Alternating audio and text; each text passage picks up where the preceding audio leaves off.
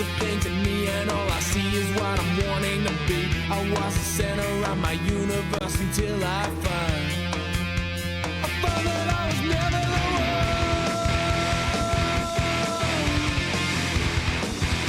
I found that I was never the one.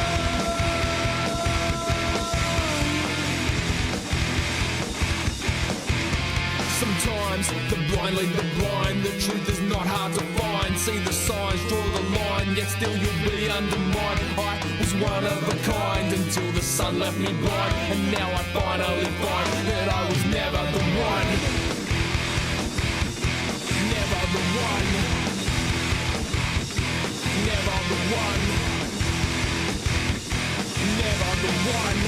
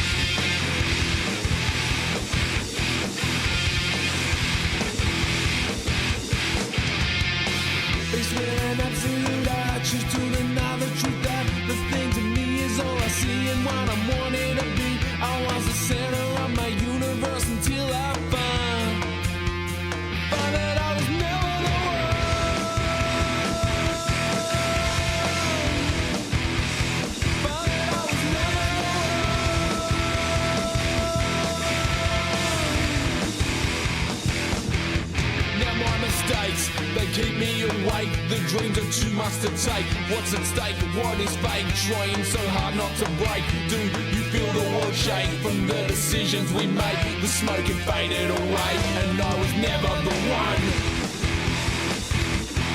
Never the one. Never the one. Never the one.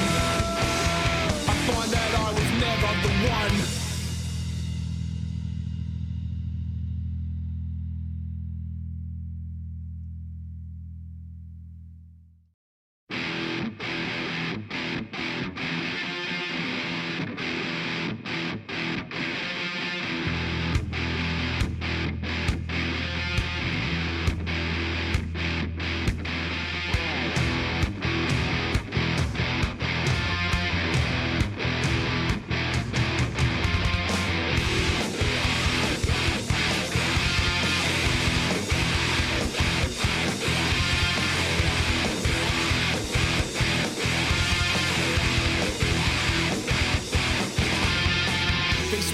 Absolute, I choose to deny the truth that the things in me, and all I see is what I'm wanting to be. I was the center of my universe until I found that I was never the one. I found that I was never the one.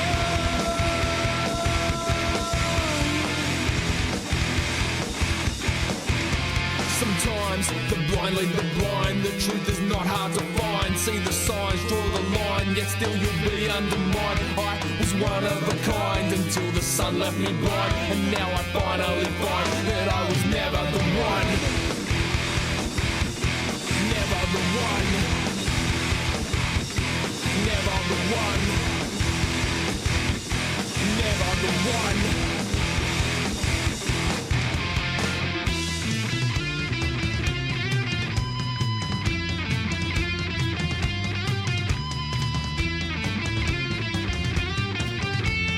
After all this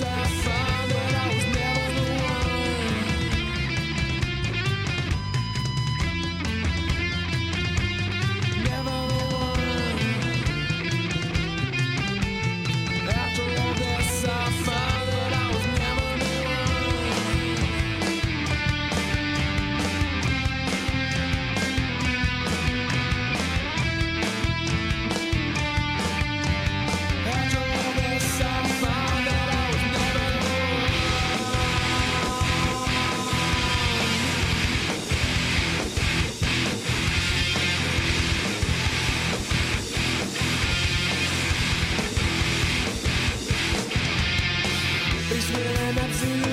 choose to deny the truth that the thing to me is all I see and what I'm wanting to be. I was the center of my universe until I find that I was never the one.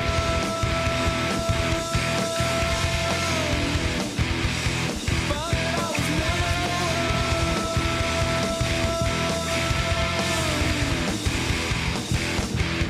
Now my mistakes, they keep me awake. The dreams are too much to take. What's at stake? What is fake? Trying so hard not to break. Do you feel the world shake from the decisions we make? The smoke had faded away, and I was never the one.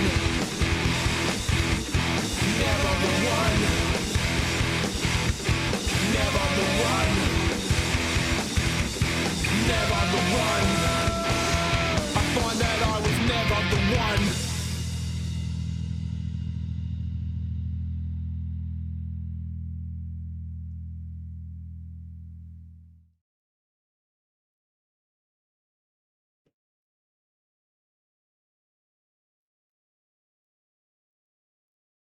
Well, hello there. We're continuing on with The Wheel of Time, New Spring. We are currently up to chapter 5, I believe. Let me just double check that. Yes, chapter 5.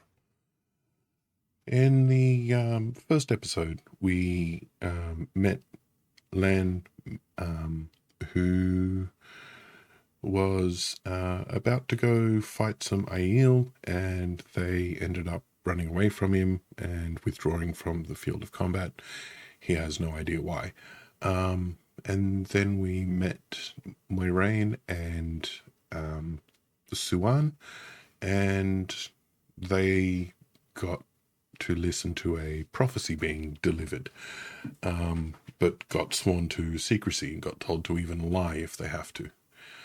And then in the second episode, it was Moiraine and Suan again, preparing to leave the tower as accepted, which is something that's just not done. And they were leaving the tower to go take notes and find out who had given birth to specifically looking for a male child, because the Amelin seat wanted to actually know who the Dragon Reborn is. I've also changed microphones for today, just for shits and giggles, to see if it's any better. Using that one.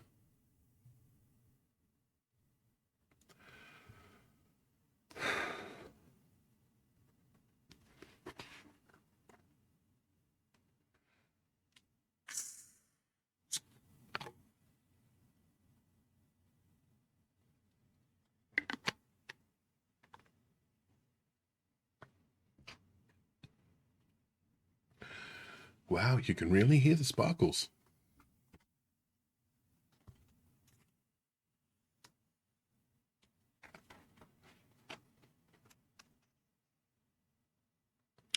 Once Moiraine was seated on one of the stools with her lap desk on the table in front of her, she changed her mind about the unpleasantness. The warmth of the braziers dissipated rapidly in the open air, barely lessening the chill, and eddies of the thin grey smoke drifted into her face, stinging her eyes and sometimes making her cough. Stout shoes and extra stockings or not, her feet had grown quite cold on the ride. Resting on the trampled snow, they quickly became frigid, and what appeared to be close to 100 women, the greater number clutching infants, formed a crowd around the table, all clamouring at once for their names to be taken first. Most wore plain, thick woolens, but half a dozen or so were in silks, or at least ornately embroidered dresses of fine cut that indicated wealth or nobility or both.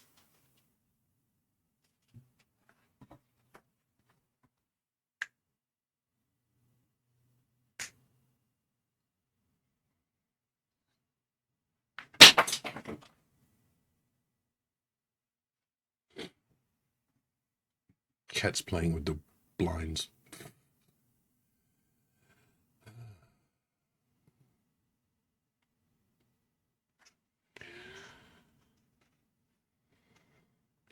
They shouted as loudly as anyone, though, noblewomen shouting along with the commoners, Mirandanians, Mirandians, and had little sense of proper behaviour. Helmet held on his hip, Steeler bellowed till his face turned dark for everyone to be quiet and form a line, and no one took any notice at all. Two of the guardsmen moved as if to begin pushing the women back, until a sharp motion from the bannerman halted them. And well that it did. That sort of thing could start a riot. Moraine stood up to try putting things to rights, though she was uncertain how. She had never had to face the like... Camera angle.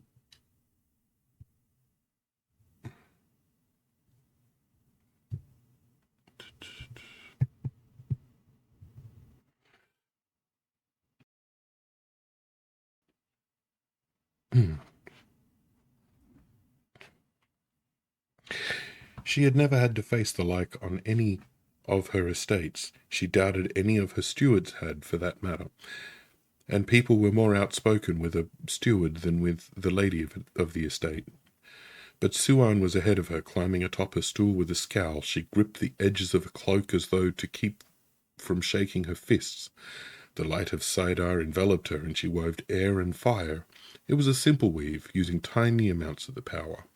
But when she spoke, her voice boomed like thunder. "Be quiet!" It was simply a command, if impressively delivered, without anger. Yet startled women shrank back, suddenly as hushed as stones. Even the ring of hammers and anvils ceased.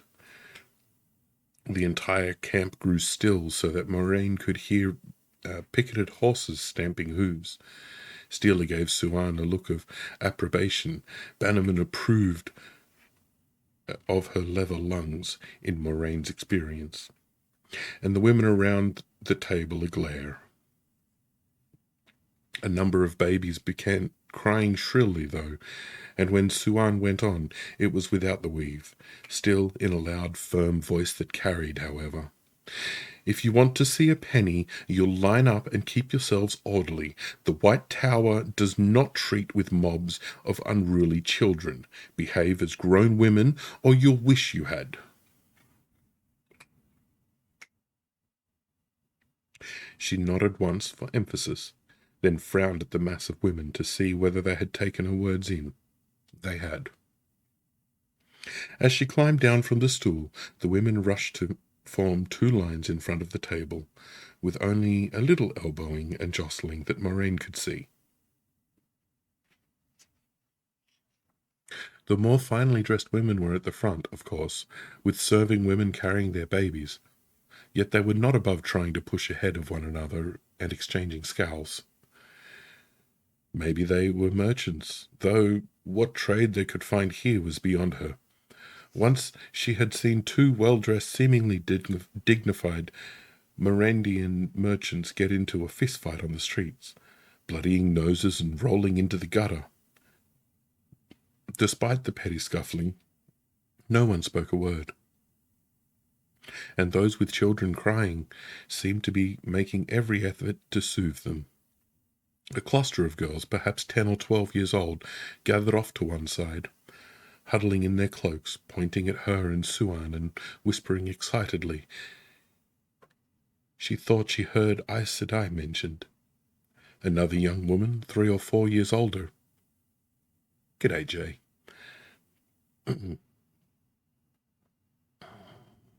Another young woman, 3 or 4 years older, about the age she had been when she came to Tar Valon, stood nearby, pretending that she was not watching avidly. Many girls dreamed of becoming Aes Sedai. Few had the nerve to take the first step beyond dreaming. Tossing back her cloak on the right side, Moraine uncapped her ink jar and picked up the pen. She kept her gloves on. The thin leather did not provide a great deal of protection against the chill, yet it was better than nothing. "Your name, my lady?" she said. The plump, smiling woman wore a high-necked green riding dress that was not of the best silk, but it was silk, as was her fur-lined blue cloak, embroidered in red and gold, and she wore a jewelled ring on every finger. Perhaps she was not a noble, even so, yet flattery cost nothing. And your babes? I am the Lady Mary de Alan Conlin, a direct descendant of Catherine de Catalin a Corral, the first queen of Morandi. The plump woman's smile remained, but her voice was frosty with pride. It carried those lilting Morandian accents that made you think they must be peaceable people until you learned better. With one hand she pulled forward a stout woman in dark wool, who had a heavy shawl wrapped around her head and a gurgling infant in her arms, swaddled so that only its face shone. This is my son, Cedrin. He was born just a week ago. I refused to stay behind when my husband rode to war, of course. I'll have the coins mounted in a frame so Cedrin will always know he was honoured by the White Tower.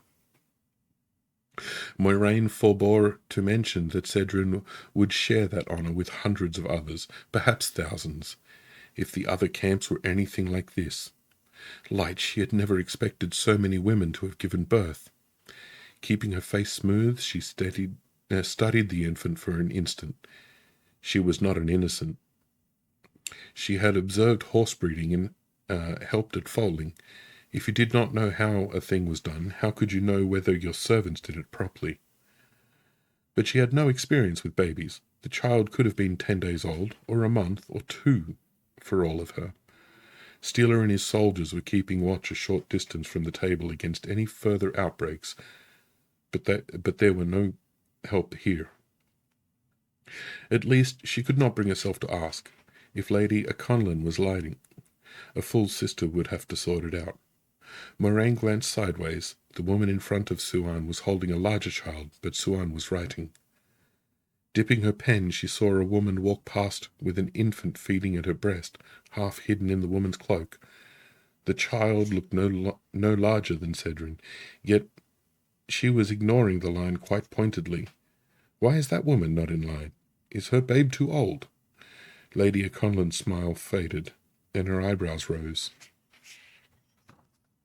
The temperature of her voice dropped. I am not accustomed to keeping track of every brat born in this camp. She pointed imperiously at the paper on the table. The ring on that finger mounted a large but visibly flawed fire drop. Put down my name. I want to return to the warmth of my tent. I will write your name and the other information we require just as soon as you tell me about that woman, Moiraine said, trying for the voice of command that Suan used. The attempt did not work very well. Mary Aconlin's brows knitted in a frown, and her lips bunched belligerently. She appeared on the point of bursting or striking out. Before she could do either, the round-faced serving woman spoke up hurriedly, ducking into the semblance of a courtesy every few words.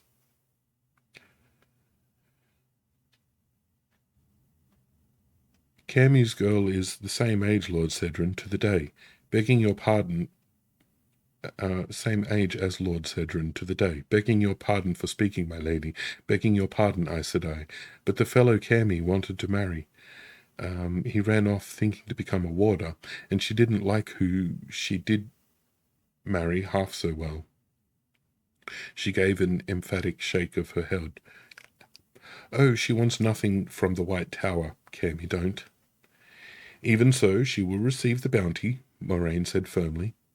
Tamara had said to get every name after all.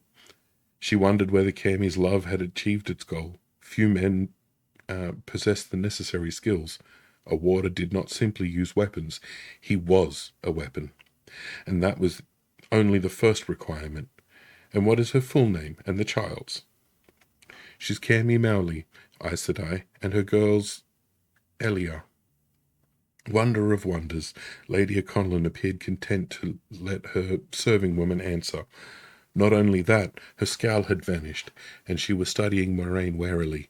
Perhaps a firm tone was all that was needed. That, and being thought Aes Sedai. Give me a moment.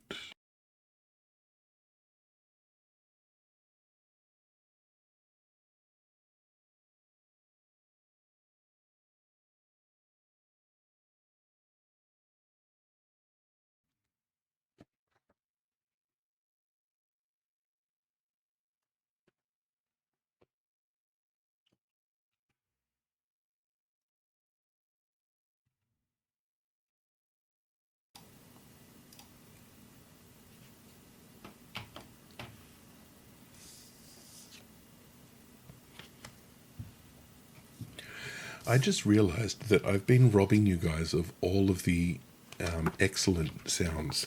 Yes, we're reading through The Wheel of Time, New Spring prequel.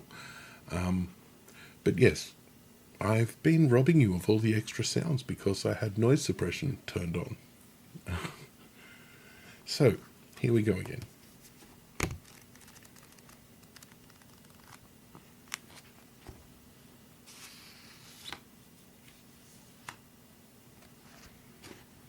See, how much better is that?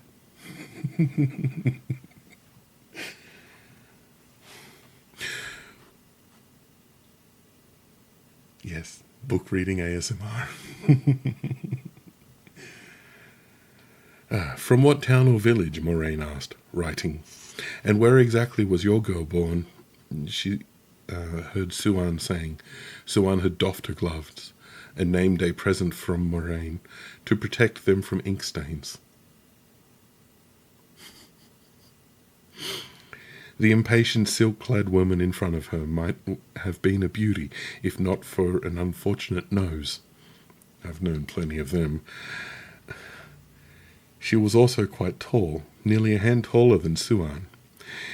In a hay barn a mile west of here? No, not the place you'd expect to give birth to your heir. Perhaps you shouldn't have been out riding so close to your term, not to mention the fighting that was going on. Now, do you know any women who had a child in the last 16 days who isn't here? What is her name? No back talk, my lady. Just answer the question. The lady did, with no further complaint. But then Suan's manner was allowed for no complaints or difficulties. She neither raised her voice nor spoke harshly.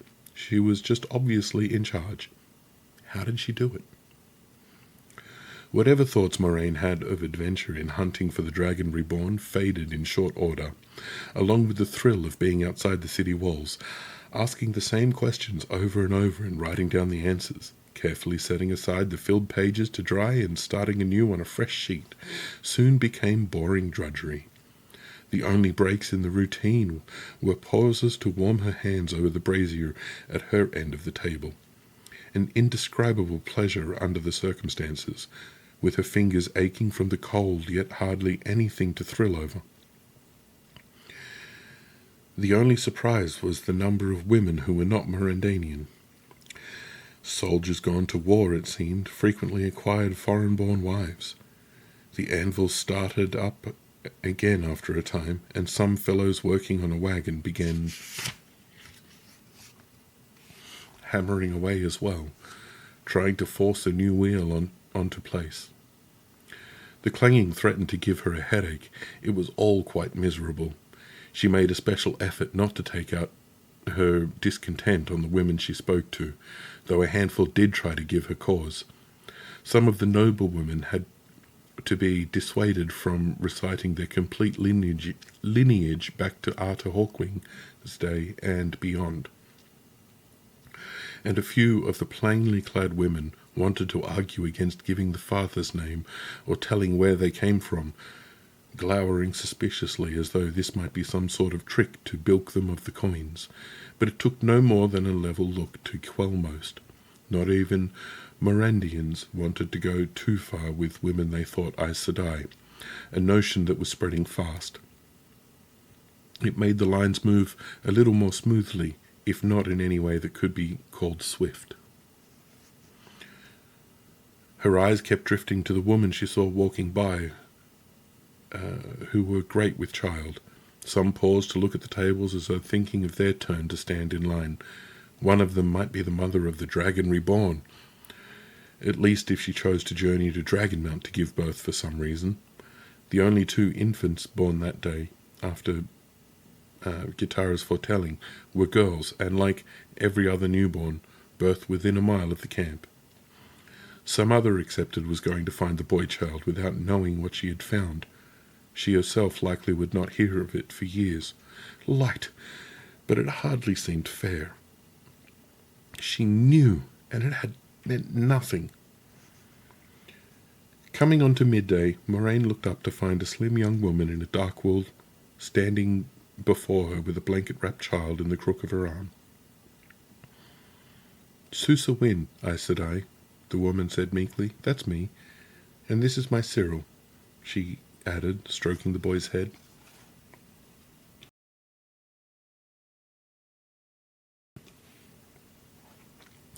Moraine might have had no experience of babies, but she could tell a child of 6 or 7 months from a newborn. And as she opened her mouth to tell the woman not to try her for a fool, Suan laid a hand briefly on her arm.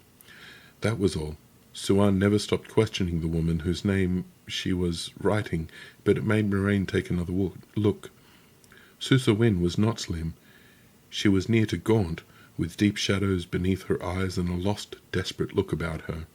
Her dress and cloak were worn and much darned, neatly darned, but in places there seemed to be more darning than original dress.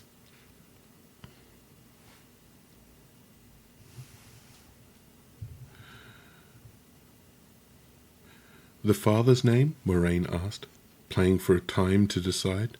This child was too old by far, and that was that, except "Jack," said I. "Jack Wynne. He—" Tears welled up in the woman's sunken eyes. "Jack died before the fighting even started. Slipped in the snow and cracked his head on a stone. Hardly seems right to come all this way and die for slipping in the snow." The baby began to cough, a chesty sound, and Susa bent over him anxiously. Moraine was not certain whether it was the child's cough, or the tears, or a dead husband, but she entered the woman's particulars carefully. The tower could afford 100 gold crowns for a woman and child who might die without some sort of help. The child seemed plump enough, true, but Susa clearly was starving, and Mary Aconlin intended to frame her coins. It was all she could do not to demand to know who Jack Wynne had served. Whoever it was should never have allowed matters to come to this state. Noble blood carried as many responsibilities as rights, more, as she had been taught, on top of that. Where were the woman's friends? Morendians.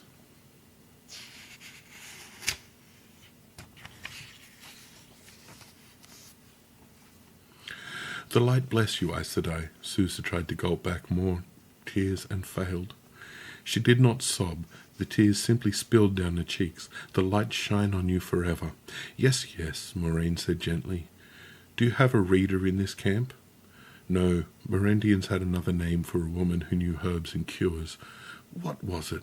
Varen Sedai had lectured on the subject the first year she and Suan were accepted. A wisdom, a wise woman?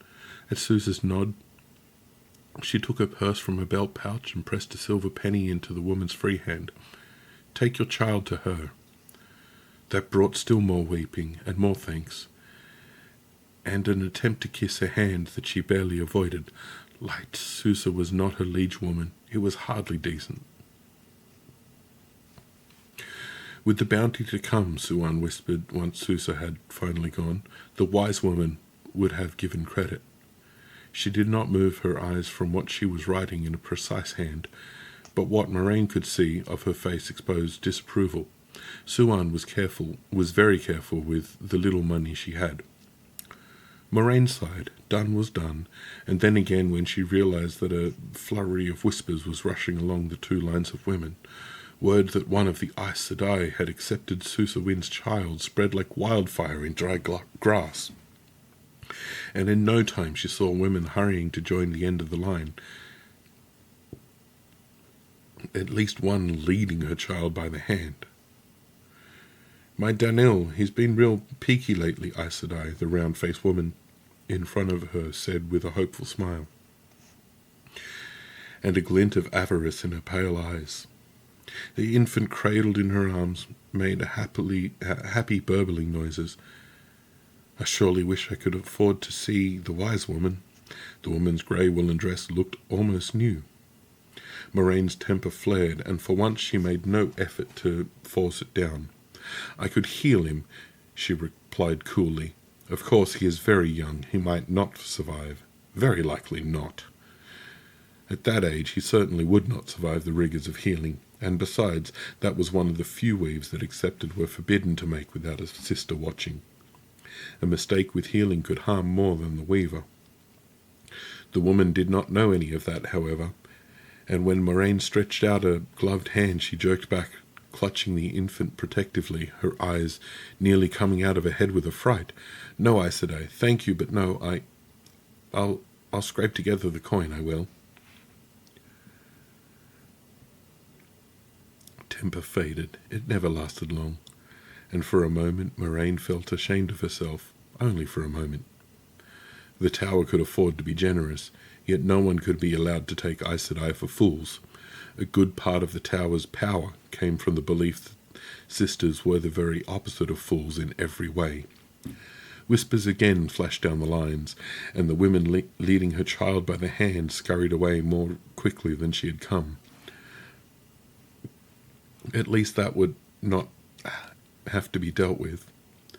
There would have been no way to avoid harsh words with someone who thought the tower could be gulled so easily. "Well done," Suan murmured, her pen scratching away. "Very well done." "Danil," Moraine said, writing. "And your name?" Her smile was for the compliment, but Danil's mother seemed to take it as a sign of forgiveness, offering her answers in a relieved tone. Moraine was glad to hear it, and many people feared the White Tower, occasionally with reason. The tower could be stern when it must, but fear was a poor tool, and one that always cut the user eventually. She had learned that long before coming to the tower.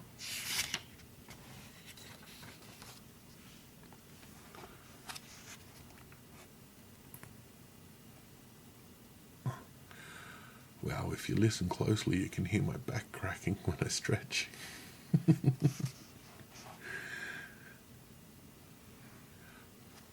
Oh, Wolfie, it's even better. I've changed my microphone, so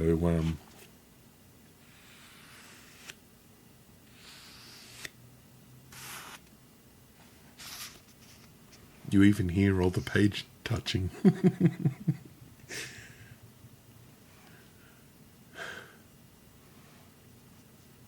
Once the sun passed its zenith, Suan and she went to fetch the food from their saddlebags. There was certainly no point in asking one of Steela's men to do it. They were already squatting on their heels, making a meal from dried meat and flatbread, not far from where the mounts were tethered, on one of the horse lines. None looked ready to stir a foot, short of being attacked, but Steela bowed his head to her and Suan as they turned from their mounts. Only the slightest bob, yet approving, she thought. Men were decidedly odd. With less than half the women's names recorded, she expected grumbling at least. But those remaining scattered to find their own food without a single complaint. A dark woman with a Tiran accent brought a battered tin teapot filled to the brim with hot dark tea to the table, and a pair of green mugs with cracked glazing. And a lean, grey-haired woman brought 2 steaming wooden tankards that gave off the scent of hot spiced wine. Her leathery face looked as though a smile had never touched it. I've known a few of them too. Sousa Wynn's too proud to take more than a little food from anybody, except for her babe, she said in a deep voice for a woman, as she set the tankards down. "What you did was kindly done, and well." With a nod she turned and strode away across the snow, her back as straight as a guardsman on parade. That was certainly a peculiar manner with an Aes Sedai. "She knows who we really are," Suan said softly, picking up the tankard in both hands to let the warmth soak in. Moraine did the same, gloves or no. Poor Suan's fingers must have been freezing. "She will not tell," Moraine said after a moment, and Suan nodded. Not that the truth would cause any real problems, not with Steeler and his men present, but it was better to avoid the embarrassment. To think that one of the commoners would know an Aes Sedai's face when none of the noble women had. An Aes Sedai's face or an accepted dress, or both. She went to the tower when she was young, I think. A woman who could not be taught to channel was sent away, yet she would have seen Aes Sedai and accepted.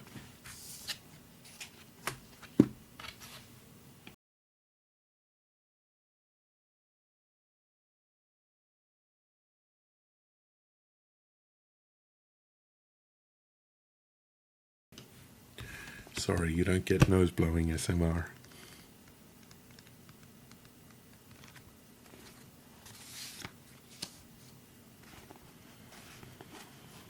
Suan gave her a sideways look, as though she had said water was wet. Sometimes it could be irritating when Suan puzzled things out ahead of her. They spoke little while they ate their bread and fruit and cheese. Novices were expected to keep silent during meals, and accepted to maintain a measure of dignity, so they had grown accustomed to eating quietly. The wine they barely touched, except that had wine with their meals, but watered, and it would never do for one of them to grow tipsy. Yet Moraine was surprised to find that she had devoured every scrap of the meal she had been certain was too much. Perhaps being out in the cold had increased her appetite. She was folding up the cloths the food had been bundled in, and wishing there had been a few more of the dried apricots, when Suan suddenly muttered, "Oh no." Moraine looked up, and her heart sank. 2 sisters were riding into the camp, slowly picking their way between the tents and wagons. In the current state of affairs, women dressed in silk, yet moving about the countryside without an entourage, had to be sisters. And these were followed by just one man, a dark fellow in a cloak that shifted colours and blended with what lay behind him, so that parts of him and parts of his black gelding seemed to not be there at all.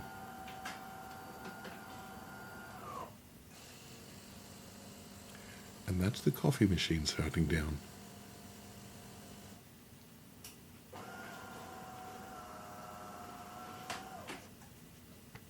His eyes never rested long in one place. He made the tower guards seem half-asleep lapdogs compared to a hunting leopard. A warder's cloak was a disconcerting sight, and murmurs rose in the camp, people gaping and pointing. The blacksmiths lowered their hammers in silence once more. It was not the appearance of just any sisters that made Moraine's stomach feel hollow. As she recognized the faces framed by the hoods of their cloaks, Mylene Aganya, with her silver grey hair and thrusting chin, was one of the most respected women in the tower. It was said that no one had a bad word for Mylene. By herself she would not have given Moraine a moment's pause. The other, however, was Elida Arohen. Light, what was she doing here? Elida had become advisor to the Queen of Andor nearly 3 years ago. She did not return to the tower for occasional visits, to confer with the Amelin on events in Andor. She did return to the tower for occasional visits. My apologies. But Suan and Moraine always learned of her arrival very quickly, to their regret. They offered curtsies as soon as the sisters came near, and Suan burst out with, "We have permission to be here." Even Mylene might become upset if she began to berate them, only to learn she had no cause. Elida would be furious. She absolutely hated looking foolish. "The Amelin seat ordered us—" "We know about that," Mylene cut in mildly. "The way word is spreading, I suspect the cats in Celesin know by now." From her tone you could not say whether she agreed with Tamra's decision. Mylin's smooth face never showed any hint of emotion. Her startling blue eyes held serenity as a cup held water. With a dark-gloved hand she carefully adjusted one of her divided skirts, so slashed with white that it seemed white trimmed with blue. She was one of the relatively few whites to have a warder. Wrapped up in questions of rationality and philosophy, the greater number saw no need.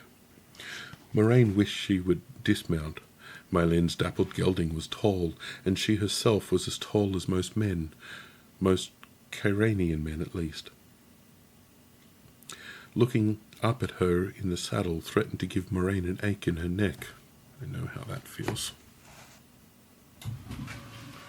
Going up.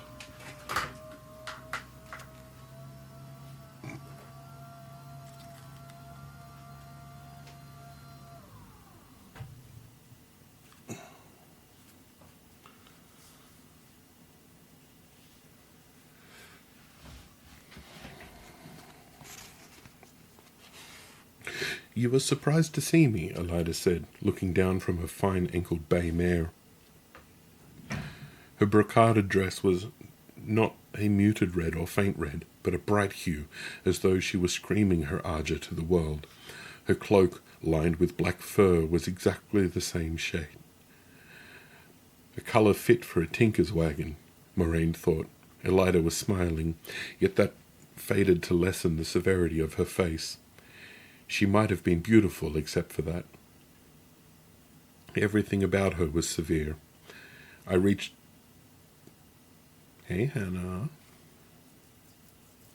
I reached Tarvalon just before the Aiel, and I have been busy since. But never fear, I will call on both of you. Moraine...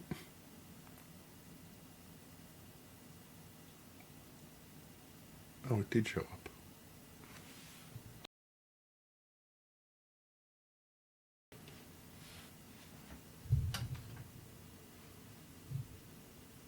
Why are the noises not working?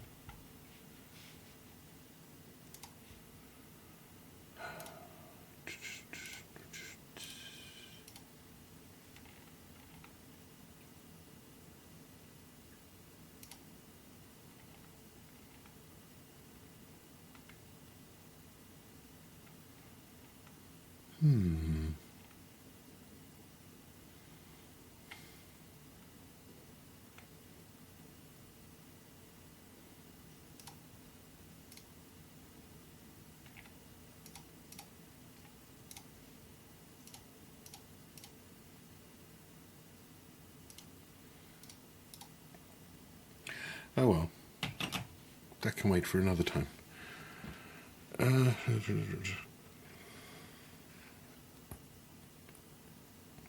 Moraine had been sure her heart could sink no further, but she had been mistaken. It was very hard not to groan in despair. Mylene sighed. "You pay these girls too much mind, Elida. They'll get above themselves if they start thinking they're your pets. They may already."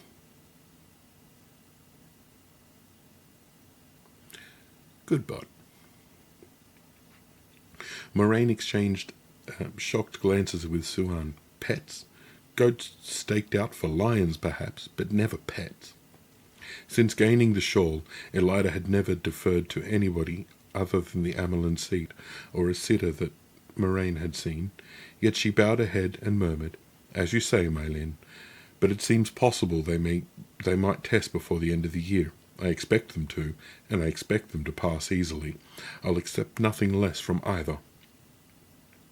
Even that lacked her usual intensity. Normally, Elida seemed as stiff-necked as a bull. Normally, she browbeat everybody who crossed her path. The White Sister gave a slight shrug, as though the matter was not important enough to say more. "Do you children have anything you need, or everything you need?" "Good. Some of you children may come very poorly prepared, I must say. How many names do you have left to take here?" "About 50, Mylene Sedai," Suan told her.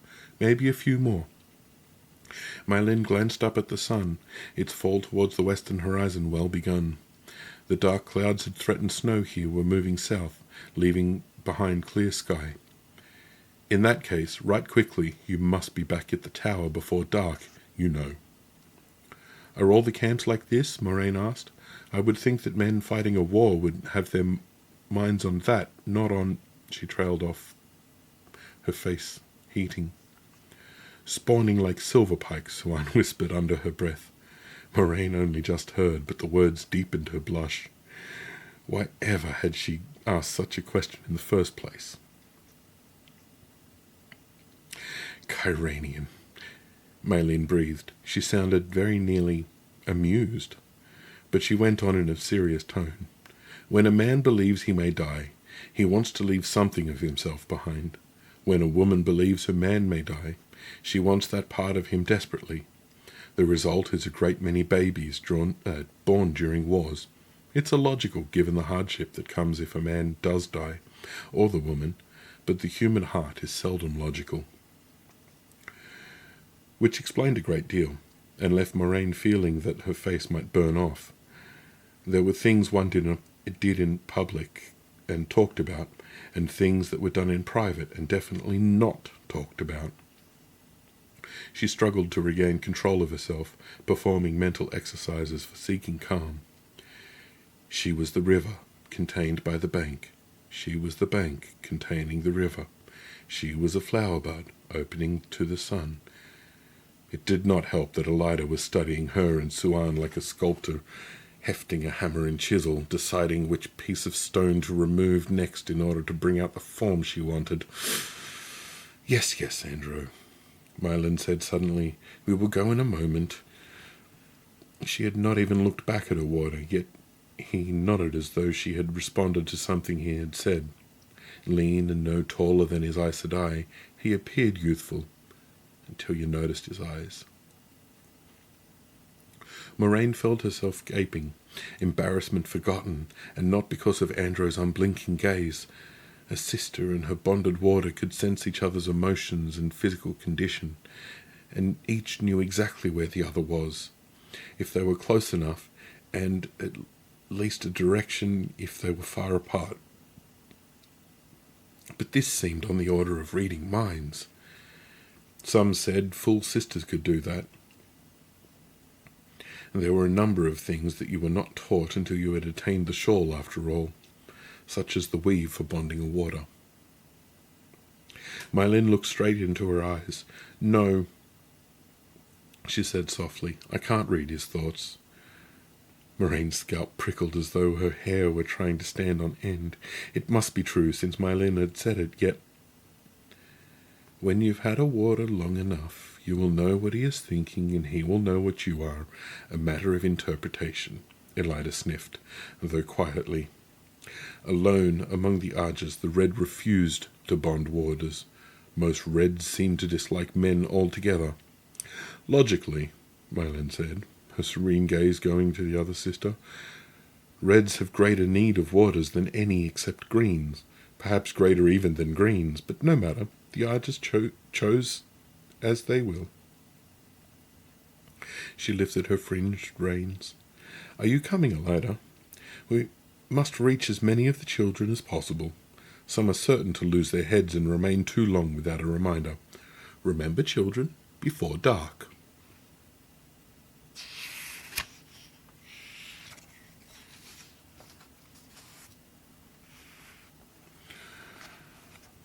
Moraine expected some sort of eruption from Elida, or at least a flash of anger in her eyes. That comment about warders came very close to violating the codes of courtesy and privacy that governed sisters' lives, of all the rules of what Aes Sedai could say or ask of another and what not. They were not laws, but rather customs stronger than law, and every accepted had to memorize them. Surprisingly, Elida merely turned her bay and followed. Watching the two sisters leave the camp trailed by Andrew, Suan heaved a relieved sigh. I was afraid she'd stay to supervise us. Yes, Moraine said. There was no need to say which woman Suan meant.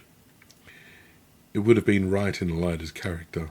Nothing they did could escape her demands for absolute perfection. But why did she not?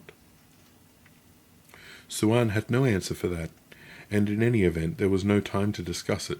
With Moraine's and her meal clearly finished, the women had taken their places in line again, and after Mylene and Elida's visits, they no longer seemed so certain that the two were Aes Sedai. A level look and a firm voice failed to squelch argument now. Suan took to shouting when necessary, which it frequently was, and running a hand through her hair in frustration. 3 times Moraine had to threaten to cease taking down any names at all before a woman carrying a child that was obviously too old would leave the line. She might have been tempted had one of them resembled Susa, but they were well fed and plainly no poorer than anyone else, just greedy. To cap it off, with above a dozen women still in the front of the table, Steeler appeared, helmet on his head, leading his mount. The other soldiers were not far behind, 2 of them holding the reins of Arrow and Suan's animal. "Time to go," Steeler said, in that gravelly voice. "I left it as long as I could, but leave it any longer and we'll be hard-pressed to make the tower by sunset." "Here now," one of the women protested. "They've got to take our names." Angry mutters rose from the rest. "Look at the sun, man," Suan said, sounding harassed. She looked it as well, with hair sticking up from the constant raking of her fingers. "We have plenty of time." Moraine did look at the sun, sitting low in the west, and she was not so sure. It was 6 miles back to the tower, the last of it through streets that would be just as crowded come nightfall as they had been during that morning. Excuses would not be admitted. Frowning, Steeler opened his mouth, but abruptly the leathery-faced woman who had given them wine was right in front of him with 6 or 7 others, all grey-haired or greying, crowding him and forcing him back. "You leave those girls be," the lean woman shouted at him. "You hear me?" More women came running from every direction until Steeler was surrounded 10 deep, and his guardsmen as well. Half the women seemed to be screaming and shaking fists, while the rest scowled in sullen silence and gripped the hilts of their belt knives. The anvils went still once more, the blacksmiths watching the crowd of women closely and hefting their hammers. Young men, boys really, began to gather, all hot-eyed and angry. Some had their belt knives drawn. Light, they were going to have a riot. "Right," Suan commanded. "They won't hold him long. Your name?" she demanded of the woman in front of her. Moraine wrote. The women waiting to give their names seemed to agree with Suan. There were no more arguments by this time. They knew the questions and spilled out the answers as soon as they come in front of her, some so quickly she had to ask them to start over. When Steeler and his men finally managed to push through the women encircling them without doing anything that would have brought the men and boys still into camp running, Moraine was blowing on the last name to dry the ink, and Suan was hastily straightening her hair with her carved blackwood comb.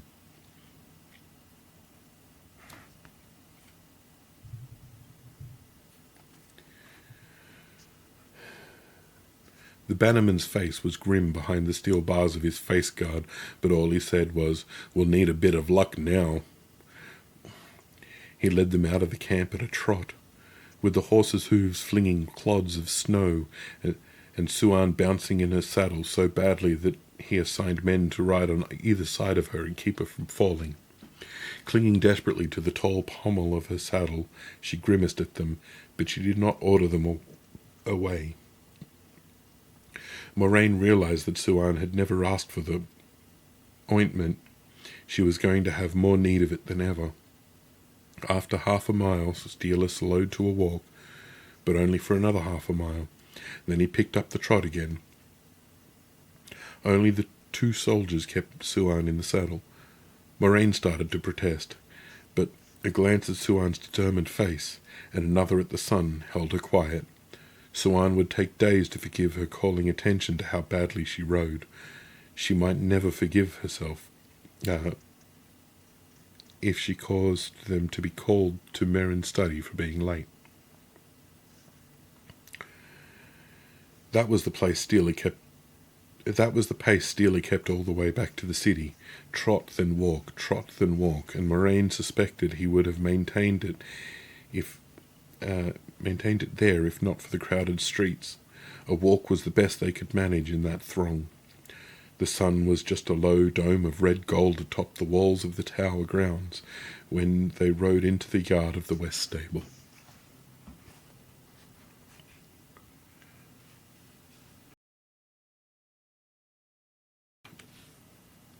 Grooms came out to take Arrow and Suan's mount, along with a sour-faced young under-lieutenant who scowled up at Steele even as he returned the bannerman's salute, an arm laid across the chest. "You're the last," he growled, sounding as if he wanted an excuse to lash out at anybody who was handy. "Did they cause problems?" Helping a groaning Suan dismount, Moraine held her breath. "No more than lambs," Steele replied, and she exhaled, stepping down from his horse. The bannerman turned to his men. "I want the horses rubbed down and the tack oiled before anybody even thinks of supper." Right, stop that! Silly!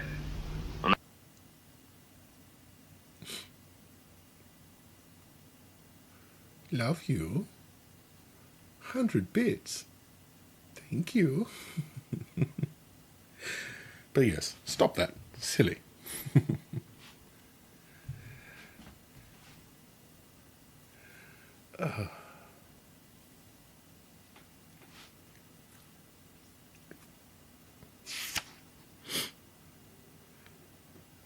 I want the horses rubbed down and the tack oiled before anybody even thinks of supper. You know why I'm looking at you, Malvin." Moraine inquired of the young officer what they should do with the lap desks. He glared at her before saying, "Leave them where they are, they'll be collected." And he stalked off so quickly that his cloak flared behind him. Why is he so angry, she wondered aloud. Steele glanced at the guardsmen leading their animals into the stable. He wanted to go fight the Aiel. "I don't care whether the fool men wanted to be a hero," Suan said sharply. She was leaning on Moraine, who suspected that only her arm and the other woman's waist was keeping her upright. "I want a hot wash and my bed. Never mind supper." "Oh, that sounds lovely," Moraine breathed. Except the part about supper, anyway. She thought she could eat a whole sheep.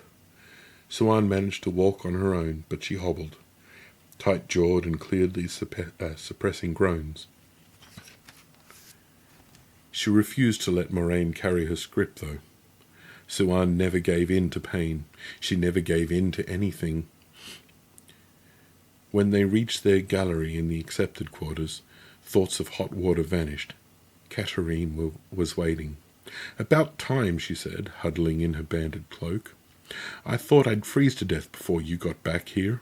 A sharp-faced woman with a mess of wavy black hair that hung to her waist. She could have an acid tongue. With novices and other accepted, she could. With Aes Sedai, she was milder than milk water, and all obsequious smiles. "Moraine wants you in her study, Moraine." "Why does she want us?" Suan demanded. It isn't full sunset even now." "Oh, Moraine always tells me her reasons, Suan, and it's just Moraine this time, not you. Well, you've been told, and I want my supper before bed. We have to do this whole miserable thing again over tomorrow, starting at sunrise. Who'd have thought I'd rather stay in and study than go for a ride in the countryside?" Suan frowned at Katerine's back as the older woman flounced away.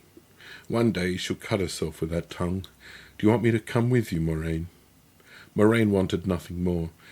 She had not done anything, not lately, yet a summons to Marine's study was never good. Many of the novices and accepted visited that room to cry on Marine's shoulder when homesickness or the strain of learning grew too great. A summons was another matter entirely. But she shook her head and handed a cloak and script to Suan. "The jar of ointment is in there. It is very good for soreness." Her friend's face lit up. "I could still come with you. I don't need salving that badly." "You can barely walk. Go on." Whatever Marine wants, I'm sure she will not keep me long. Light, she hoped Marine had not uncovered some prank she thought safely hidden, but if so, at least Suan would escape punishment. In her present state, she could not have borne that. The study of the mistress of novices lay on the other side of the tower, near the novices' quarters, and one level below the Amelan study. On a wide hallway where the floor tiles were red and green and the runner blue, Moraine took a deep breath in front of the plain door between two bright wall hangings and parted her hair, wishing she had taken time to use her brush, then knocked twice, firmly. Moraine told everyone not to tap like mice in the wainscoting. "Come," a voice called inside. Taking another deep breath, Moraine went in. Unlike the Amelan study, Marine's was rather small and quite plain, the walls panelled in dark wood, the furniture sturdy and completely unadorned for the most part. Moraine suspected that women who had been accepted 100 years ago would recognize everything in this room, maybe 200 years ago. The narrow tea table beside the door, lightly carved on the legs in a strange pattern, might well have been older than that, and one wall held a mirror, its frame spotted with faded fragments of gilding. Against the opposite wall stood a narrow cabinet that she avoided looking at. The strap and the switch were kept in there, along with the slipper that was worse in a way. To her surprise, Marine was on her feet rather than seated behind a writing table. She was tall. Marine's head only reached Marine's plump chin, with hair that was more grey than not, gathered at the nape of her neck.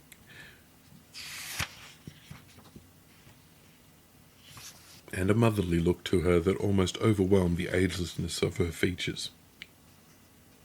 That was one reason most of the young women in training felt comfortable weeping on Marine's shoulder, despite her having made them weep herself often enough.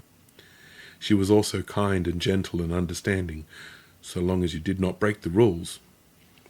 Marine had a positive talent for finding out what you most wanted to keep hidden. "Sit down, child," she said gravely.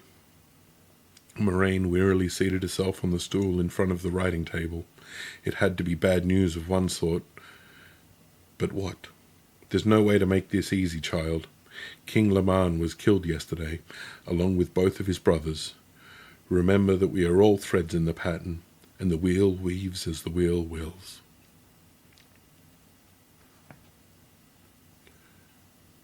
I apologize for reading through that ad break. I normally pause.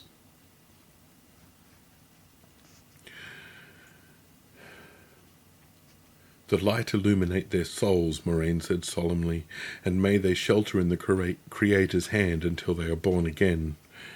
Marine's eyebrows twitched upward, doubtless in surprise that she had not burst into tears hearing that she had lost 3 uncles in one day. But then, Marine did not know Laman Damadred, a distant man who burned with ambition, the only warmth in him. Moraine's opinion was that he had remained unmarried for the simple reason that even the inducement of becoming Queen of Kyrene was not enough to convince any woman to marry him.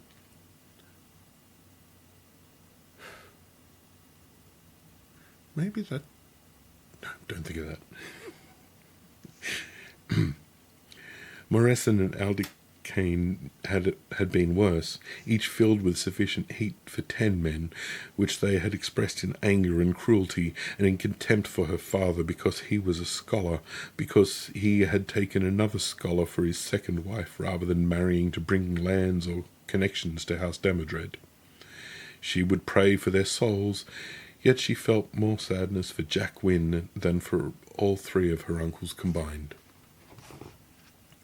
"Shock," Marine murmured. "You're in shock, but it will pass.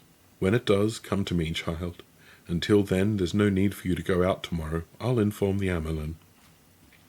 The mistress of novices had the final say when it came to novices and accepted. Marine must have been put out to learn that Tamara had sent them out of the city without consulting her. "Thank you for the kindness," Moraine said quickly, "but please no. Having something to do will help. and being with friends. If I remain behind tomorrow, I will be alone. Maureen seemed doubtful, but after more soothing words to soothe the hurt that she seemed sure Moraine must be hiding, she let Moraine return to her room, where she found both of her oil lamps lit and a fire cackling in her hearth. Suan's work, no doubt. She thought of dropping into Suan's room, but the other woman was certainly fast asleep by now. Supper would be available in the dining halls for at least another hour, but she put away any thought of food, and instead spent time kneeling in prayer for her uncle's souls, a penance. She did not mean to be one of those sisters who took on penances at every turn, maintaining a balance in their lives, they called it. She thought it ostentatious and foolishness. Yet she should feel something for the deaths of her own blood kin, however horrible they had been. It was wrong not to.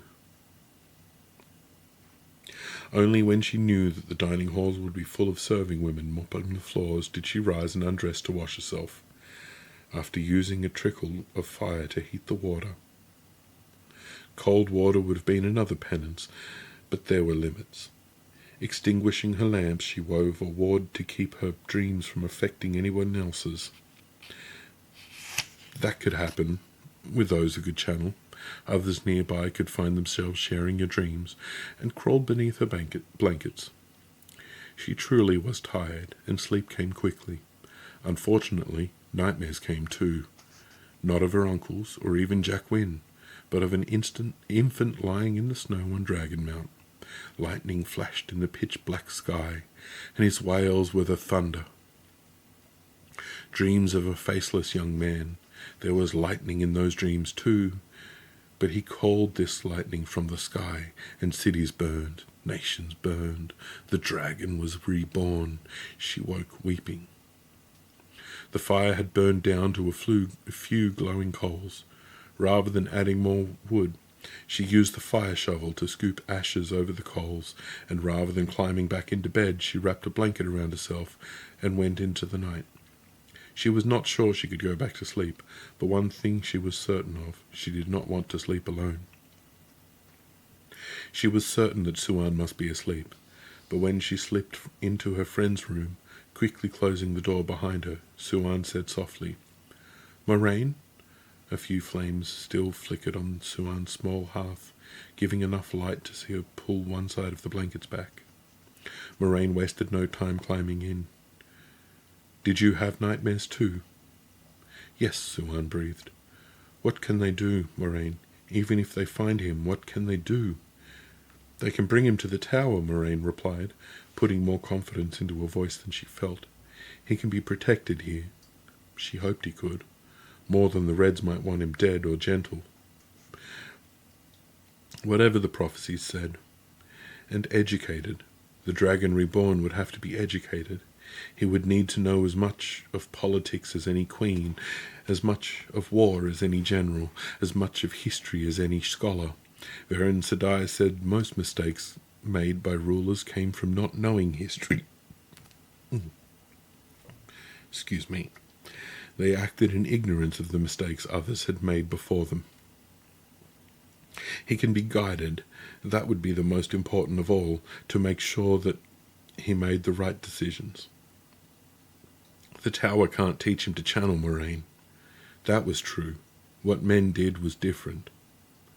As different as men and women. Varen said, "A bird could not teach a fish to fly. He would have to survive learning on his own. The prophecies did not say that he would, or that he would avoid going mad before the last battle, only that he had to be at Tarman Gaidon for any hope of victory. Yet she had to believe. She had to." "Do you think Tamara is having bad dreams tonight, Suan?" Suan snorted. "Aes Sedai don't have bad dreams." They were not yet Aes Sedai, however. Neither of them could close their eyes through the rest of the night. Moraine did not know what Suan saw, lying there staring up at the ceiling. She could not make herself ask, but she saw a babe crying in the snow on Dragon Mount, and a faceless man calling down lightning, Being awake was no protection against these nightmares.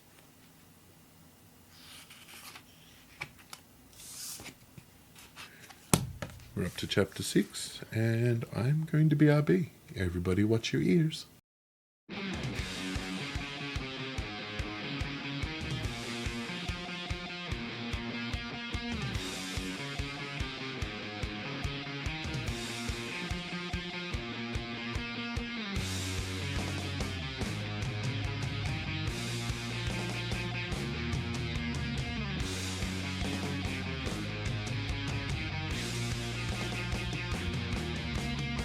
It's a little bit complicated. You leave me so frustrated. You love and hate me, you blame me. It's time to let you know. You say that we can make it. It's just too hard to take it. My mind you're taking, I'm breaking. I gotta let you go. It's a little bit complicated. You leave me so frustrated. You love and hate me, you blame me. It's time to let you know. You say that we can make it. It's just too hard to take it. My mind you're taking, I'm breaking. I gotta let you go. You say it's alright, but I know it's a lie. I know where you've been tonight. So in my own eyes, but still you deny. Still trying to deal with the sight. I can't deal with you tonight. I can't deal with you in my life. I can't deal with you tonight. I can't deal with you anymore.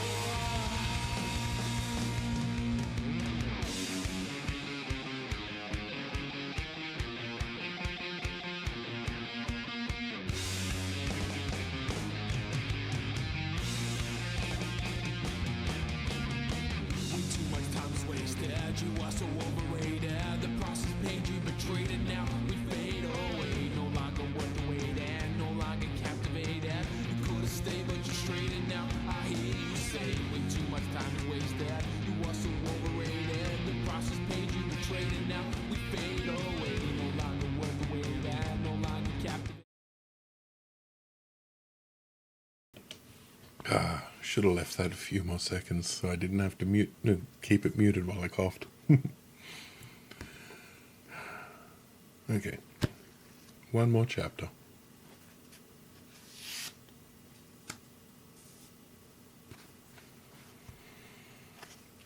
I figure 2 chapters a night is probably more than enough.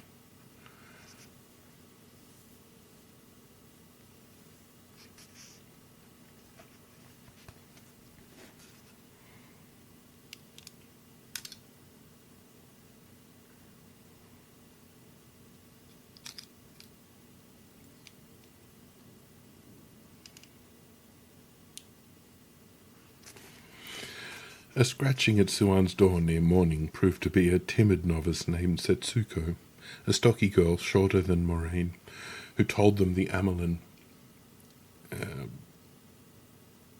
had ordered all accepted to be at the west stables before third rise, ready to carry on with their task.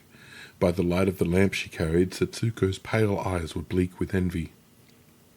The Arafellan girl already knew that her stay in the tower would end in a few months. Setsuko had talked openly of running away until a visit to Marine's study taught her discretion, if not wisdom. Bitter as the knowledge must be, she could never reach the shawl. But she must be kept until the sisters were certain she could channel without harming herself or others. Despite that, she still might have flight in mind. Novices did run away from time to time, and even the rare accepted who flinched at what lay ahead of her. But they were always caught eventually, and their return to the tower was painfully unpleasant to say the least. It was much better for everyone if that could be avoided. Another time, weary as she was, Moraine might have offered comforting words, or a caution. This morning, however, the gong for first rise had already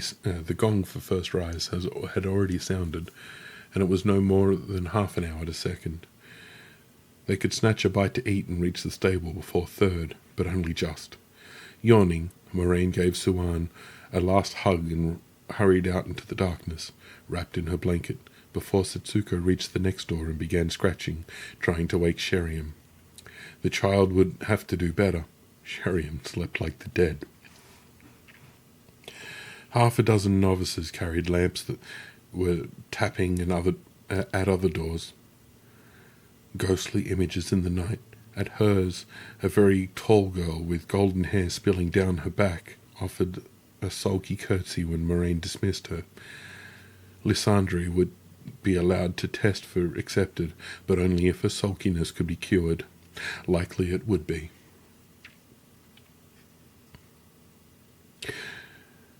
When the tower saw a fault in one of its students, the fault was usually cured, one way or another. She washed and dressed hastily, barely taking time to scrub her teeth with salt and soda and brush her hair into some semblance of order. Yet when she reached the gallery with her scrip hanging beneath the edge of her cloak, the darkness was definitely grey. Suan was already outside, cloaked and ready, talking to a visibly chafing, flame-haired Sheriam, and other accepted were already scurrying to breakfast.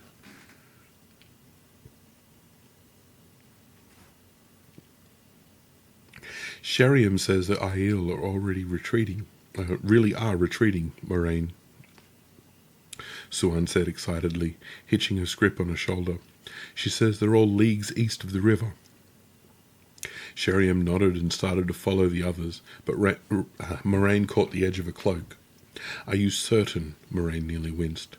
She had been less tired. Had she been less tired, she would have used greater care for choosing her words. You learn nothing if you put someone's back up to the start. Luckily, the slim accepted had none of the temper that her hair and her tilted green eyes might have indicated. She merely sighed and looked longingly towards the door leading from the gallery. I had it first from a guardsman who had it from a Shinaran soldier, a courier, but later I was told the same by Seraphel, by Rama, and by Janet.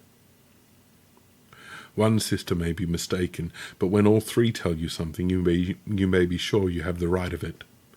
She was an enjoyable companion to pass on an evening with, yet she did have a way of making casual statements sound like lectures.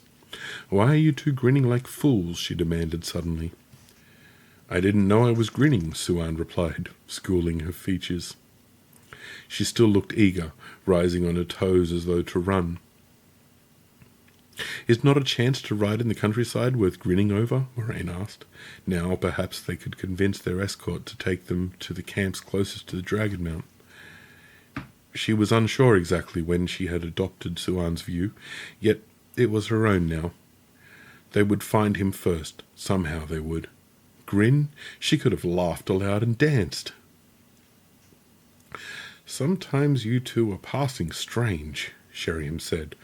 I'm saddle sore near to hobbling myself. Well, you can stand here and talk if you wish to. I want my breakfast. But as she turned to go, she stopped dead ahead and exhaled in shock. Moraine had come into the gallery in the fading darkness. Her vine-woven shawl draped over her arms so the blue fringe almost brushed the floor. She attracted a good many stares from the accepted. Sisters seldom wore their shawls inside the tower, except for official occasions, and an appearance here by the mistress of novices, wearing hers, meant someone was in very deep trouble, or else being summoned for testing. A few of the women lingered on in the gallery, hopefully, while a handful sped off as fast as they could, short of running. No doubt propelled by guilty consciences. They should have known better, and all they achieved was to have Moraine note them with a glance.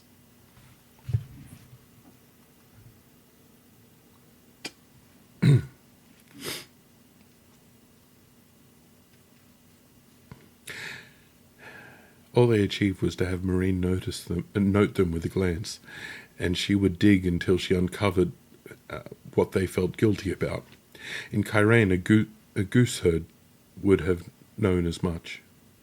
She paid them no heed now. However, as she glided calmly along the gallery, the accepted she passed, rising from their curtsies with regret painting their faces.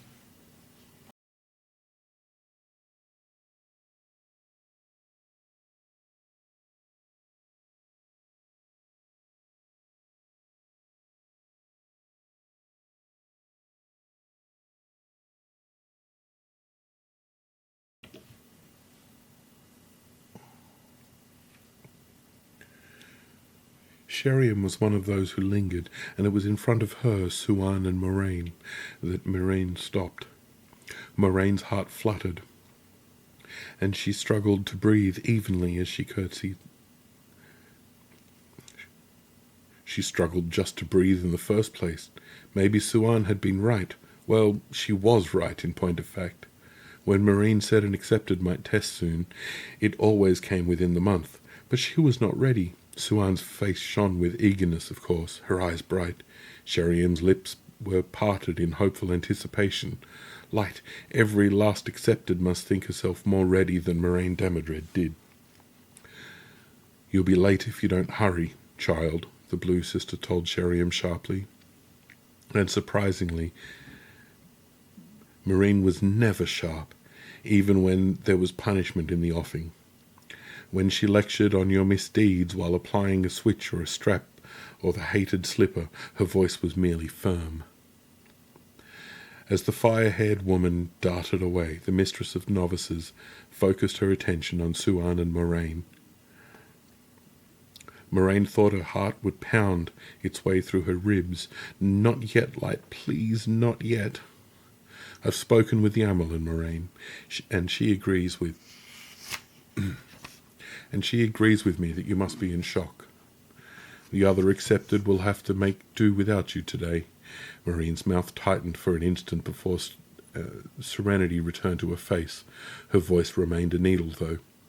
"I'd have kept you all in, but people will cooperate better with initiates of the tower than with clerks.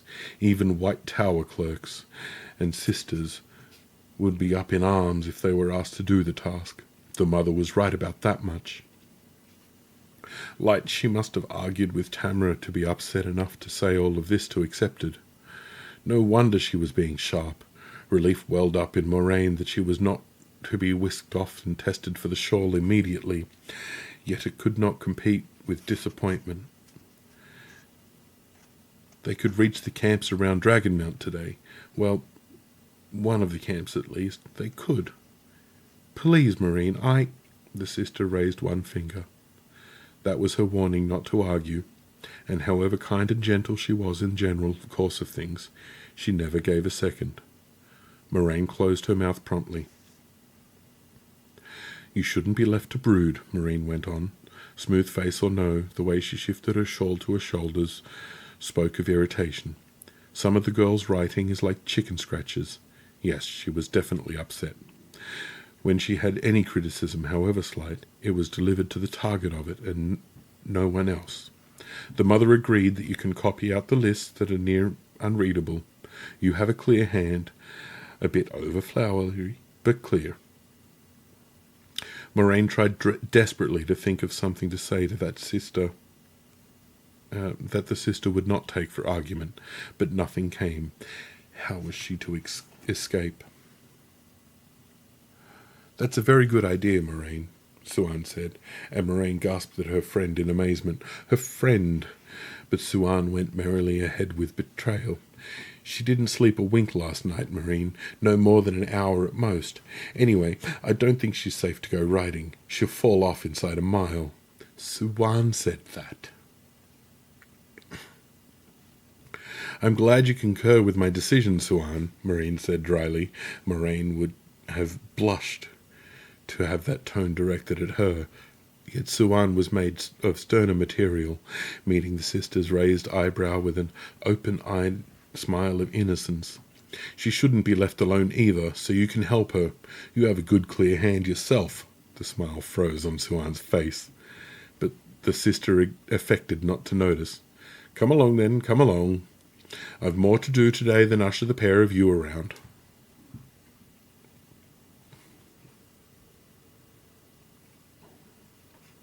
Gliding ahead of them like a plump swan on a stream, a fast-swimming swan, she led the way to a small, windowless room, a little down from the Amelins' apartments and across the corridor. A richly carved writing table with two straight-back armchairs behind it held a tray of pens, large glass ink jars, sand jars for blotting, stacks of good white paper, and a great disorderly stack of pages covered in writing. Hanging her cloak on a peg and setting her scrip on the floor by the table, Moraine stared at the ragged pile as glumly as Suan did. At least there was a fireplace, and a fire going in the narrow hearth. The room was warm compared to the corridors, much warmer than a ride in the snow. There was that. Once you finish breakfast, Moraine said, come back here and set to work. Leave the copies in the anteroom of the Amelin study. Light, Suan, Moraine said with feeling as soon as the sister was gone. What made you think this was a good idea?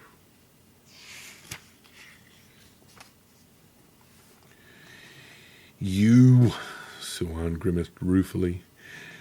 We will get a look at more names this way, maybe all the names, if Tamara keeps us in the job. We could be the first to know who it is. I doubt there could be two boys born on Dragonmount. I just thought it would be you, not us. She breathed a gloomy sigh, then suddenly frowned at Moraine. Why would you be brooding? Why are you supposed to be in shock?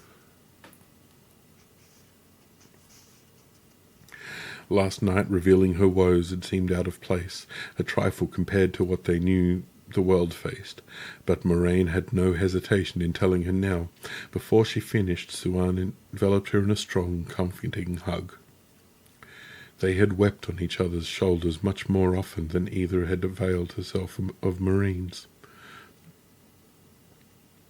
She had never been as close to anyone as she was to Suan, or loved anyone as much. You know, I have 6 uncles who are fine men, Suan said softly, and one who died proving how fine a man he was. What you don't know is, I have 2 others my father wouldn't let cross his doorstep. One, his own brother. My father wouldn't even say their names. They're street robbers, shoulder thumpers, and drunkards. And when they've guzzled enough ale or brandy, if they've stolen enough to afford it, they start fights with anyone who looks at them the wrong way. Usually it's both of them together setting at the same poor fool with fists and boots and anything else that comes to hand. One day they'll hang for killing somebody, if they haven't already. When they do, I won't shed a tear. Some people just aren't worth a tear. Moraine hugged her back. You always know the right thing to say, but I will still pray for my uncles. I'll pray for those 2 scoundrels when they die too. I just won't fret myself over them, alive or dead. Come, let's go to breakfast. It's going to be a long day, and we won't have a nice ride for exercise.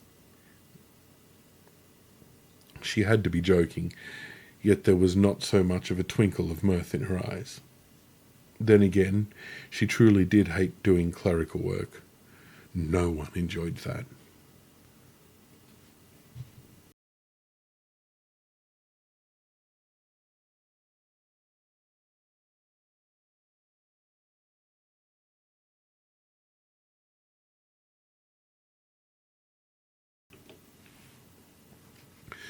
The dining hall most often used by Accepted lay on the lowest level of the tower. You can't expect to wield supreme executive power just because some watery tart threw a sword at you. Sorry about that. I forgot that the tss was loud.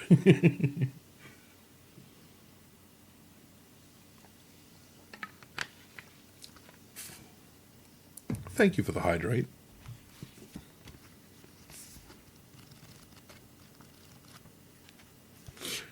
Well, someone's wielding supreme executive power, telling me to drink.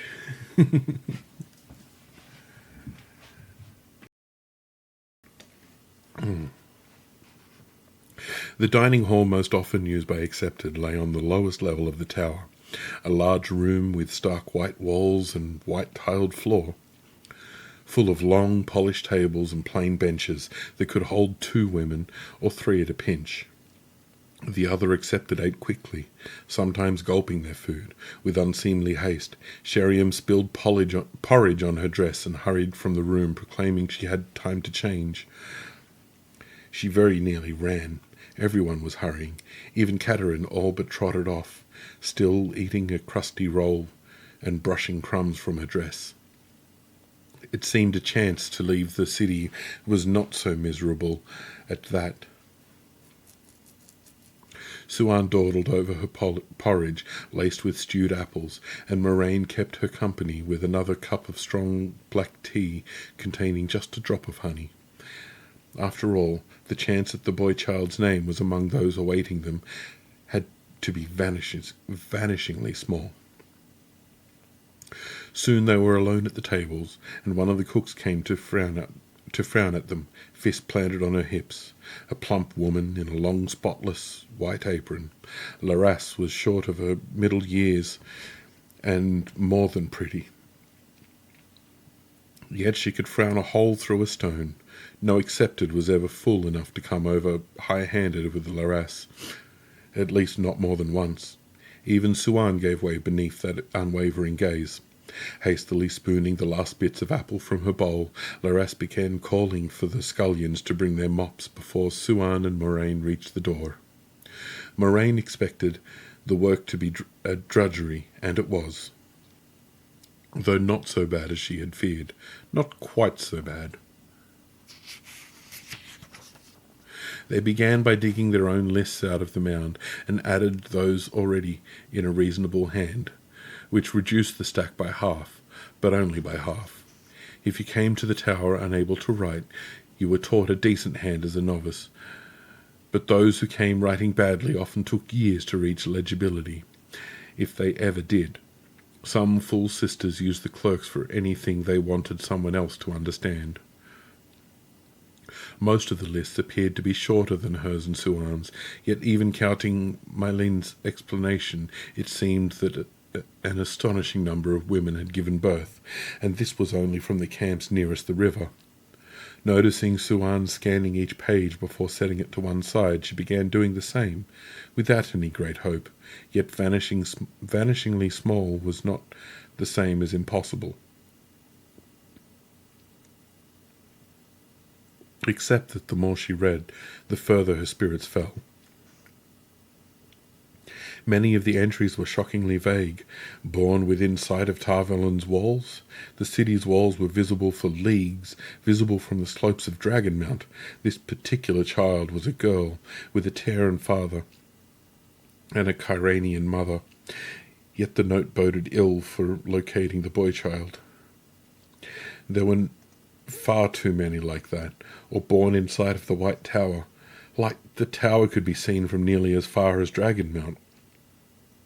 Well, from a good many miles at least. Other entries were sad. Salia Pomfrey had given birth to a boy and had left to return to a village in Andor after her husband had died on the second day of fighting. There was a note beneath the name, in Myrell's flowing script. Women in the camp tried to dissuade her, but she was said to be half mad or more from grief. Light help her. Sad to weeping. And in a colder vein, as troubling as the inexact entries, no name was recorded for a village, and Andor was the largest nation between the spine of the world and the Aranth Ocean. How could she be found? Salia's child had been born on the wrong side of the Erin and too early by 6 days, but if the Dragon Reborn's mother was like her, how could he be found?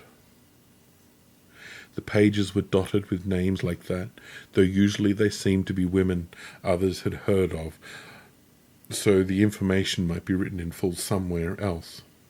Or it might not. The task had seemed so simple when Tamara said it. The light help us, Moraine thought. The light help the world.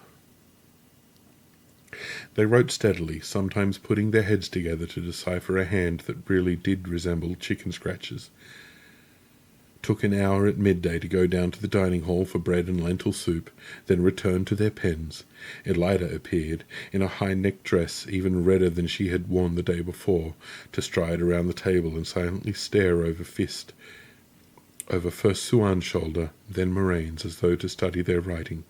Her red-fringed shawl was richly embroidered with flowered vines, flowered and, more fittingly, barbed with long thorns. Finding nothing to criticize, she left as abruptly as she had come, and when Moraine echoed Suan's sigh of relief, other than that, they were left alone. When Moraine dusted her last page with fine sand and poured it into the wooden box sitting on the floor between the chairs, the hour for supper had come. A number of boy children had been born yesterday. The birth had to come after Gitara's foretelling, but not one had seemed remotely possible for the child they sought. After a night of troubled, restless sleep, she needed no urging from Suan to return to that small room, rather than joining the other accepted hurrying to the stables. Though some were not hurrying so quickly today, it seemed that even a trip outside the city could pall when all you had to do was sit on a bench and write names all day. Moraine was looking forward to writing names. No one had told them not to, after all, and they had been wakened by the sounds of other women getting ready, not by a novice bringing orders to ride out with the rest. As Suan often said, it was easier to ask forgiveness than permission, though the tower was rather short on forgiveness for accepted. Yesterday's gleanings were waiting on the table, an untidy stack as tall as the first had been. While they were sorting out the readable lists, 2 clerks walked in and stopped in surprise. A stout woman with a flame of Tarvelon worked on one dark sleeve, her grey hair in a neat roll on the nape of her neck, and a strapping young fellow who looked more suited to armour than to his plain grey woolen cloak. He had beautiful brown eyes and a lovely smile. "I dislike being set a task only to learn someone else is already performing it," the woman said acerbically. Noting the younger clerk's smile, she shot him a cold stare, her voice turned to ice. "You know better than that if you want to keep your place, Martin. Come with me." Smile sliding away in worry and red-faced with embarrassment, Martin followed her from the room. Moraine looked apprehensively at Suan, but Suan never stopped sorting. "Keep working," she said. "If we look to be busy enough—" Her voice trailed off. It was a small hope, if clerks had been assigned the work. But it was all they had. By a matter of minutes they managed to be copying names, and by the time Tamara herself walked into the room, wearing plain blue silk today, the Amelin was Aes Sedai, calm made flesh. No one would have thought that her friend had died right in front of her only the day before yesterday, or that she was waiting on a name that would save the world. Tamara was followed closely by the grey-haired clerk, who wore satisfaction on her face like too much rouge. A young Martin stood behind her, smiling over her shoulder at Moraine and Suan. He really would lose his place if he did that too often. Moraine bobbed to her feet and offered her curtsies so fast that she forgot the pen in her hand. She felt it twist, though, and winced at the ink stain it left. A black smear spreading to the size of a coin on the white wool. Suan was just as quick, but much more steady. She remembered to lay her pen on the tray before spreading her skirts. Calm, Moraine thought. I must be calm. Running through the mental exercises did little good. The Amelin studied them closely, and when Tamara scrutinized someone, the most thick-skinned and insensitive felt measured to the inch and weighed to the ounce. Moraine only just managed not to shift in unease. Surely that gaze would see everything they planned. If that could be graced with the name of a plan. I had intended you to have a free day, to read or study as you chose, Tamara said slowly, still considering them, or perhaps to practice for your testing, she added with a smile that did nothing to lessen her scrutiny. A long pause, then she nodded slightly to herself. You are still troubled by your uncle's death, child? I had nightmares again last night, Mother. True, but once more they had been of a baby crying in the snow and a faceless young man breaking the world anew, even while he saved it. The steadiness of her own voice amazed her. She had never thought she would dare to give an Aes Sedai answer to the Amarillan seat. Very well, if you think you need to be occupied, you may continue. When the boredom of copying all day overcomes you, leave a note with your finished work, and I will see to replacing you. Half turning, she paused. Ink is very difficult to remove, especially from white cloth. I won't tell you not to channel to do it. You know that already. Another smile. Then she gathered up the grey-haired clerk, herding her from the room. No need to look so indignant, Mistress Wellen. She nodded soothingly. Only fools upset clerks. Their mistakes, accidental or on purpose, could cause too much damage. I'm sure you have much more important tasks than... Her voice faded to receding murmur in the corridor. Moraine lifted her skirt to look at the stain. It had spread to the size of a large coin. Ordinarily, removing it would require hours of careful soaking in bleach that stung your hands and offered no guarantee of success. She just told me to use the power to clean my dress, she said wonderingly. Suan's eyebrows attempted to climb atop her head. Don't talk nonsense. I heard her as well as you. She said nothing of the sort. You have to listen to what people mean as well as what they say, Suan. Interpreting what others really meant was integral to the game of houses, and put together, Tamra's smile with the cast of her eye and the phrasing she had used were as good as written permission. Embracing the power, she wove air, water, and earth exactly so, laying the weave on top of the stain. Just because accepted were forbidden to channel to do chores did not mean they were not taught how. There was no such prohibition for sisters, who frequently travelled without a maid. The black smear suddenly glistened wetly and began to shrink, rising onto the surface of the wool as it did. Smaller and smaller it became until it was only a small ebon bead of dried ink that fell into a cupped palm. I might keep this as a memento, she said, setting the black bead on the edge of the table, a reminder that Suan had been correct. There were times when rules could be broken. And if a sister had walked in? Suan asked wryly. What would you have tried to tell her? It was all part of the game of houses? Moraine's face grew hot, and she released the sauce. I would have told her... Must we talk of this now? There must be as many names as yesterday, and I would like to finish before supper is done. Suan laughed uproariously. You might have thought the redness in Moraine's face was a fool's paint. There had been writing above an owl when Moraine came to an entry that gave her pause. Born in sight of Dragonmount, it said, which was as ridiculous as saying in sight of the tower. But Willem Mandare had given birth to a son west of the river, and on the day of Gitara's foretelling, she copied the entry slowly, raising her pen at the end. She did not dip it in the ink jar, or look for the next name in Elid's spiky hand.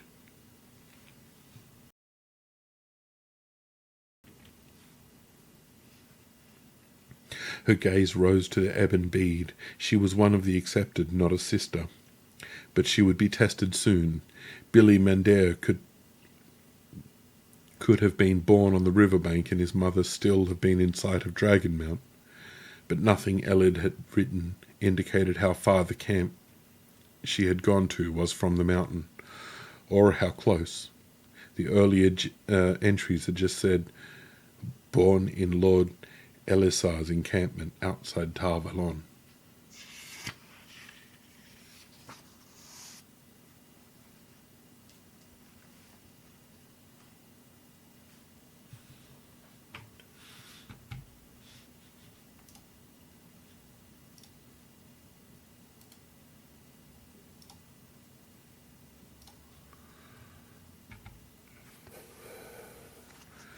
The white page in front of her was only half filled with her writing.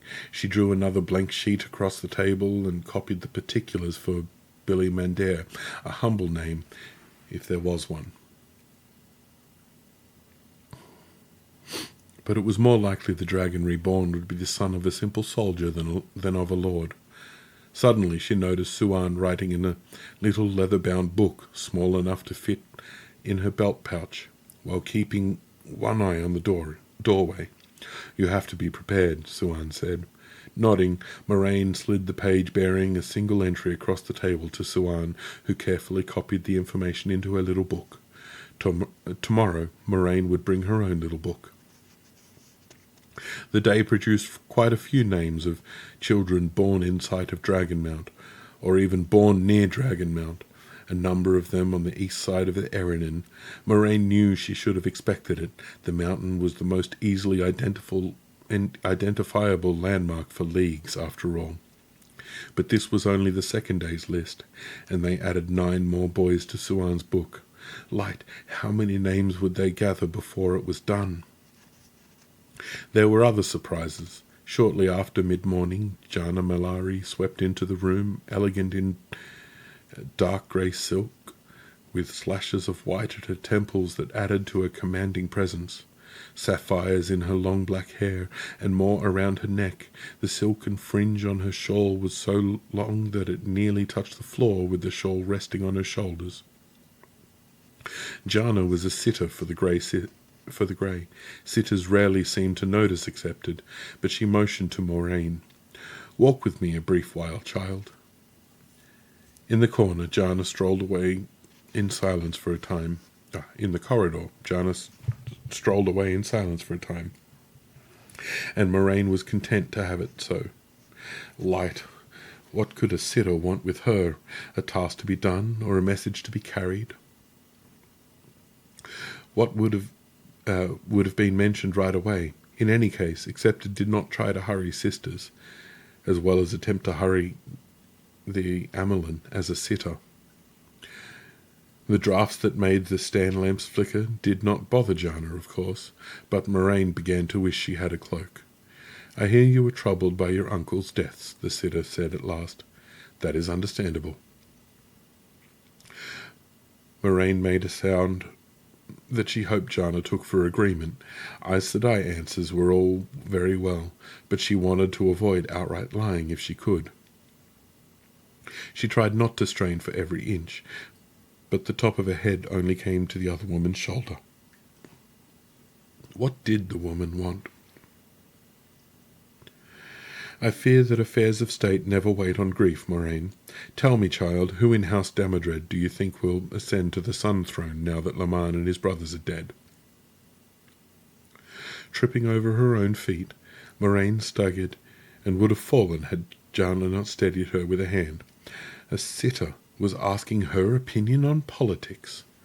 Of her native land, to be sure, but sitters knew more of most countries' politics than their own rulers did. Jana's liquid brown eyes gazed at her serenely, patiently, waiting. "I have given the matter no thought, Aes Sedai," Moraine said truthfully. "I think perhaps the Sun Throne will pass to another house, but I cannot say which." "Perhaps," Jana murmured, half lidding her eyes for the space of the word.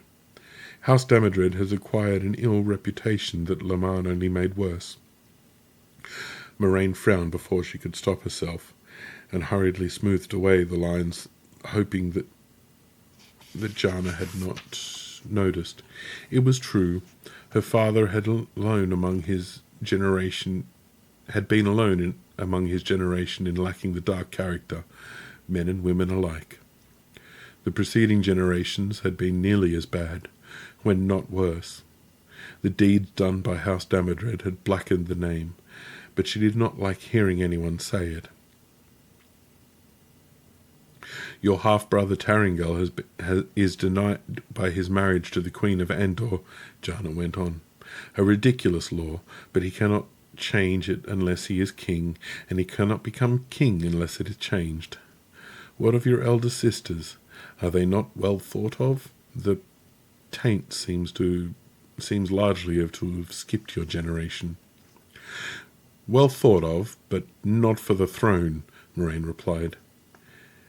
Anne Vere cares for nothing except horses and hawking, and no one could trust her temper far worse than Moraine's had ever been on the Sun throne. But that was something she would say only to Suan. And if Inloin gained the throne, everyone knows affairs of state would come a poor second at best to playing with her children. Likely because in playing with her children she had forgotten all about the affairs of state. Inloin was a warm and loving mother, but the truth was she was not terribly bright, although very stubborn, a dangerous combination in a ruler. No one will support either for the throne, Aes Sedai, even within House Damodred. Jana peered down into Moraine's eyes for a long moment, reminding her uncomfortably of Mylin saying she could not read thoughts. There was nothing for it but to meet that gaze with patience and apparent openness, as well as a fervent hope that Mylin had not found a way around the 3 oaths. I see, Jana said finally. You may return to your work, child.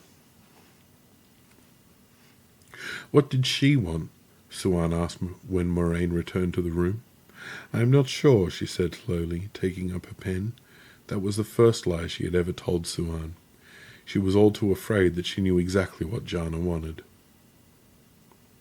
By the time they had completed, they laid the completed copies on the rose-card writing table that had been Guittara's. In the spacious ante-room to the Amelin study, 6 more sitters had come to take Moraine aside, one from each Arja, all with very much the same questions. Tsutama Wrath, beautiful and hard-eyed enough to make Moraine flinch, put it to her directly. Have you never thought, Tutsama said casually, toying with the red fringe of her shawl, of being queen of Cairhien yourself? Thus she gained another nightmare to join the babe of the snow, in the snow, and the faceless man. She sat on the sun throne wearing the shawl of an Aes Sedai, and in the streets outside the mobs were destroying the city. No Aes Sedai had been a queen in over 1,000 years, and even before that the few who had admitted it openly had fared badly. But if that was the goal of the Hall of the Tower, how could she forestall it? Only by fleeing the tower as soon as she did gain the shawl, and staying away until matters resolved themselves in Cairhien. She spent most of that sleepless night praying to be tested soon. Even tomorrow would not be too soon. Light, she was not ready, but she had to escape somehow.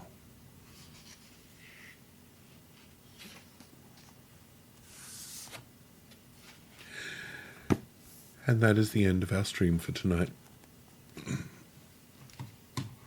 Reading 2 chapters a night. So if you want more, you'll just have to come back tomorrow. Now, one of my bestest friends has literally just started, so naturally I'm going to raid us off over to there.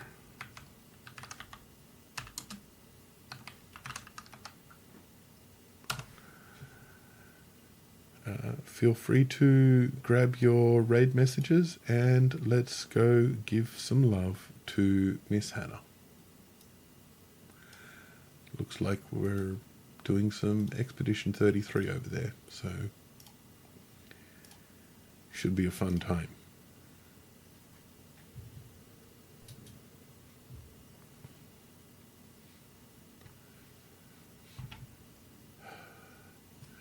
All right. As usual, have yourselves a wonderful time zone. Make sure to take care of yourselves. And don't forget to love. Blessings upon all of you. And thank you for coming and hanging out. See you tomorrow.